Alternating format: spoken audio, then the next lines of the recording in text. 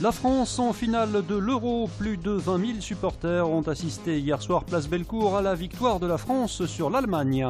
Un nouveau centre de traitement des brûlés qui réunira les services de l'hôpital Édouard Herriot et de Saint-Luc-Saint-Joseph est en cours de construction. Il ouvrira en 2017. Enfin, découverte de photos étonnantes prises à travers des bulles de savon qui offrent une vision décalée des monuments de la ville.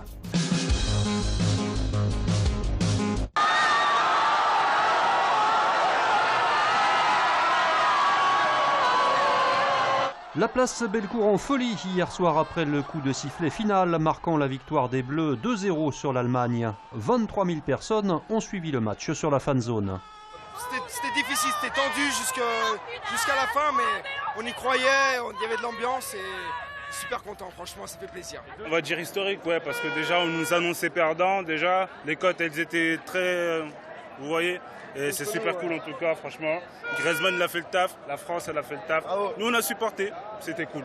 Didier Deschamps, tu seras toujours là, j'ai plus de voix, merci beaucoup pour ce soir, merci à la France, merci à la République, merci à tout le monde, c'était incroyable.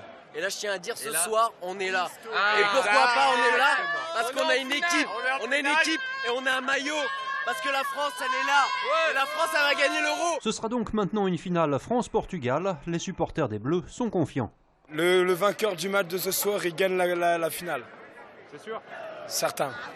Les Portugais, ils l'ont eu avec peu de chance. Ils ont quasiment, je dirais pas volé, mais voilà, ils ont eu de la chance. Et voilà.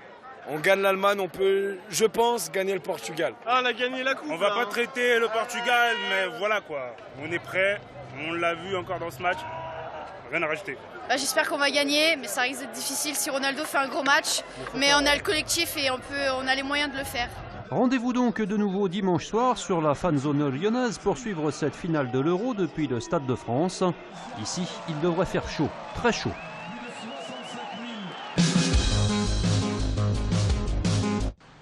On a frôlé le drame la nuit dernière dans le 8e arrondissement. Un incendie dont les causes restent à déterminer a ravagé un ancien magasin qui était squatté par une centaine de personnes, dont de nombreux enfants. 2 lances à incendie et une quarantaine de pompiers ont dû être déployés pour venir à bout du sinistre qui n'a pas fait de victimes. Un autre incendie, il s'est produit hier après-midi dans le hall d'accueil de la piscine de la Duchère. Un feu d'origine criminelle commis par des individus qui avaient, semble-t-il, volé les clés du local. L'agent de sécurité a pu donner l'alerte et les pompiers ont maîtrisé le sinistre. Les dégâts sont limités, mais la piscine de la Duchère devra rester fermée plusieurs jours. Avec le futur bloc à 2 salles, on pourra opérer plus souvent, plus rapidement, avec des délais plus brefs.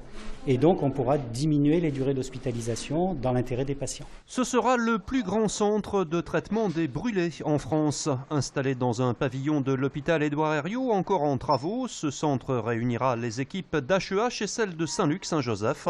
Un investissement de près de 6 millions d'euros pour une capacité de 30 lits, avec une prise en charge spécialisée des brûlures aggravées. Alors, le changement pour les patients, c'est d'avoir d'abord un service moderne, avec des offices d'hospitalisation entièrement refaits, uniquement des chambres individuelles, un secteur pédiatrique individualisé uniquement avec des chambres mère-enfant. Ce nouveau centre des brûlés se trouve à proximité de la banque des tissus. C'est ici qu'est stockée la peau prélevée sur des donneurs pour les grands brûlés. Il faut savoir qu'on peut donner autre chose que ces organes, ce sont tous les tissus. Donc on a parlé de la peau, on a parlé des cornées.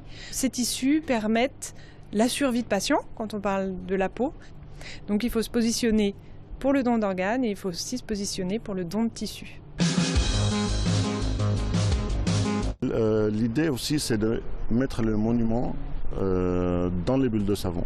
Donc essayer de les enfermer dans une bulle. Ça rappelle un petit peu les boules à neige qu'on aimait bien quand on était petit, qui restent maintenant un truc de souvenir. Rencontre avec un photographe hors du commun. Vous avez peut-être déjà croisé Khaled au détour d'une rue de Lyon, muni de son appareil et surtout occupé à faire des bulles. Car c'est à travers celle-ci qu'il aime photographier les monuments de la ville. Effectivement, l'idée, c'est de montrer le monde de notre façon, de le montrer à un autre versant. Là, il y a derrière les bulles de savon, bien sûr il y a l'enfance, il y a le souvenir de l'enfance. Il y a aussi la fragilité, il y a les rêves, il y a tout ce qu'on essaye d'attraper et on n'arrive pas. Le résultat, ce sont ces clichés étonnants, poétiques et colorés, au hasard de bulles posées quelque part et qui jouent de leurs reflets. Souvent, ça fait un yin et yang, un reflet asymétrique, complètement atypique. Ça déforme un petit peu le monument dans la convexité de la bulle et ça donne une autre dimension. Pour la petite histoire, la photo est une passion pour Khaled qui exerce la profession de chirurgien. Artiste dans l'âme, il est aussi l'auteur de textes et de poésie en rapport avec ces clichés.